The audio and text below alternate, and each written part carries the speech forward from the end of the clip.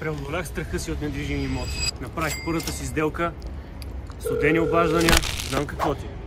Чувстваш се напрегнат. Страх те да започнеш. Изгледай до край, за да разбереш как да започнеш безстрашно. Направих първата си сделка. Притеснявах се, по цял ден се обаждах на хора, гледах само на кафета, с идеята, че този човек ще ми вдигне и аз ще заключа първата си сделка. Не беше лесно, беше доста трудно даже. Чувствах се все едно нещо не правя както трябва, нещо просто не се случва по начина, по който е нормално да става. Тогава менторът ми, който ме вкара в тази програма и в света на недвижимите имущества, той ми каза: виж, това е консистентна работа, това е дисциплина, това е нон-стоп ти да се развиваш, нон-стоп ти да се стараеш и да се обаждаш. Всичко това е важно и ключово за успеха в недвижимите имоти. Всички фирми, всички огромни агенции, които са на пазара, са толкова консистентни, че те са си изработили с може би над 20 годишен стаж, което ги извежда на такива позиции, в които малките рибки не могат да се борят. Включително аз съм един от тях. Нека бързо разкажа за историята си. Звънях около 2 седмици, накрая се стигна вече до огледа и пътувам, слизам и съм там с една тетрадка, едно химикалче, написана цялата информация за самия имот.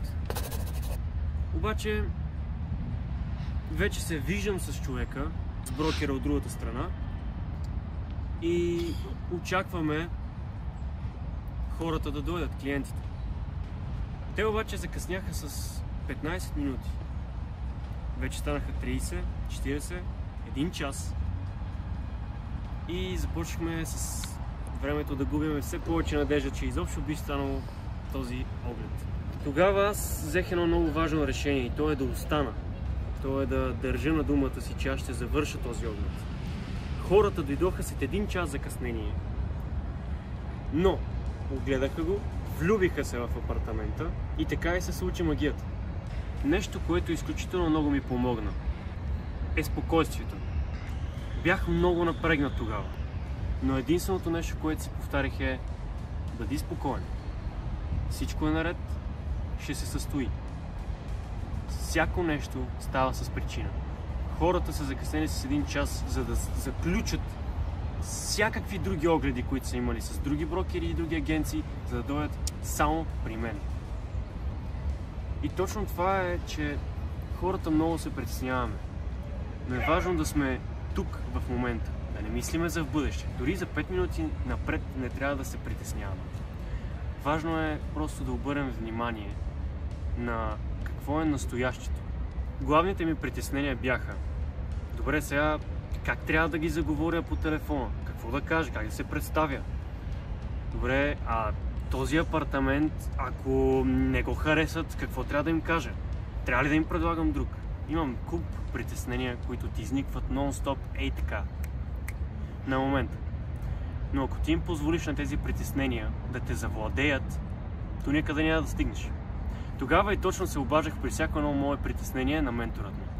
И той изключително много ми помагаше. Той ми казваше: Явка, не така, така, направи го по такъв начин, говори по този начин. Имаш скрипт. Той ми извади собствен мой скрипт. Как да заговарям, как да звъня, как да заключвам сделката. Втора среща при сделка. Какво повече да кажа? Този човек наистина ме спаси от притеснението. Искам от теб да прегърнеш провала. Искам от теб ти да си този човек, който да си позволи да се провали дори за момент. Не трябва да те притеснява това нещо. Мен също ме притесняваше, но не му позволих да ме превземе. Аз знаех, че някой, дори 100 огледа да минат, аз ще заключа сделка. Това си го бях сложил в главата. Така и стана. Имах един оглед, в който в надежда 4, ако не се лъжа, където бяха много странно разположени самите блокове. И някакси блока, където беше апартамента, беше заобграден от още 4, които аз нямаше как да видя от улицата, където пътувахме. И жената, тогава валеше доста силен дъжд. Не мога да се ориентираш, тъмница е, навсякъде локви. И аз му звъня на човека и му казвам: човече, ако можеш да ни посрещаш от някъде, много ще се радвам, но не може да намерим такова нещо. Знаете ли какво ми каза той? Че трябва да се ориентирам по кофа за боклук, което има навсякъде пред абсолютно всеки блок.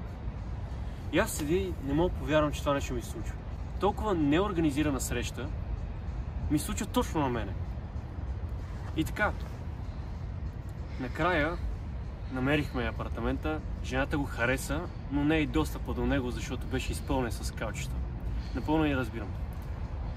Главните ми притеснения тогава бяха: добре, сега трябва ли тази жена да я подтикна да го вземе? Трябва ли на брокер от другата страна по някакъв начин да му каже нещо, че и той да я възкликне? Но аз просто оставих нещата да се случат. Нещата се случиха добре. За жалост не се състоя огледа, но аз останах с изключително добър опит, който и до ден днешен е ценен. Успешните хора не се предават. Те са дисциплинирани. Загубеняците са тези, които нон-стоп намират всякакви видове оплаквания и извинения за това как могат да направят нещо. Затова и повечето хора ги е страх да постъпят здраво. Даже и мен беше страх, признавам си го. Но главно ми помогна дисциплината. Това е нещо, което ми даде най-много. По-голяма част от хората, които гледат този клип в момента, както и ти, ще си кажете: да, това е много правилно, да, дисциплина, да, мотивация. Извинявай, че ще го кажа, но ако не седнеш и не направиш реално първата си стъпка, ти никога няма да успееш да почувстваш това удоволствие от успеха. Дори минималния успех. Това е най-важното. И както всяко предизвикателство от живота, трябва да има трудности, за да е интересно.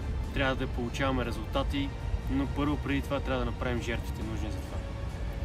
В този клип реално ти обясних най-просто как е преминала една трудност, едно препятствие и как аз съм успял да се справя с него. Надявам се това да те мотивира, да ти дава сили. И ако имаш нужда от помощ, свържи се долу в описанието с мен. Изгледай, за безпокойство имам купища клипове, които биха ти помогнали. И имаш 30 минутна безплатна консултация. Един ден или ден едно. Ти избираш. Пази се.